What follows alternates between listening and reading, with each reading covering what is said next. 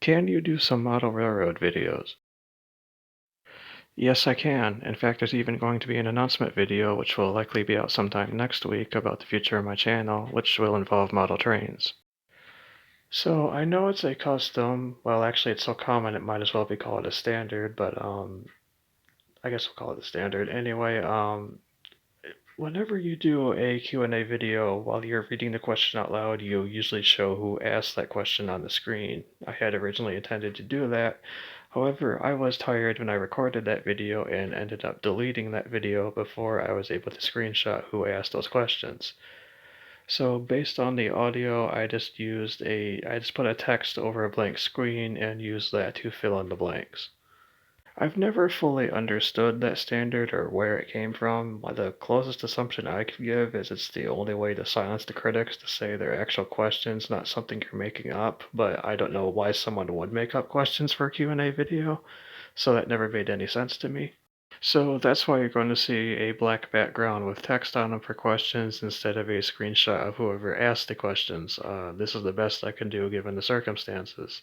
Now on with the Q&A. Can you do a video about Michigan's miniature railroads? I doubt it, if we're going to be honest. The only miniature railroad I know of is the Alsaba Valley Railroad, and happening to come across a DVD of that railroad is the only reason I know that it exists. I've heard people mention Junction Valley, but other than people saying that it existed, apparently it closed, I know nothing about that railroad. Face reveal when? Hopefully never. I know it's almost an unspoken expectation for a YouTuber to put their face in their channel. The thing is, I don't want my face to be part of this channel's quote-unquote brand. I don't want it to be part of what's recognized for it. That's why I built the miniature station, because I want that to be the brand, not my face. There's also the fact that I have privacy concerns. There's a small percentage of you that know what I look like, and if everyone knew what I look like, I might have someone follow me home, and that's the last thing I need.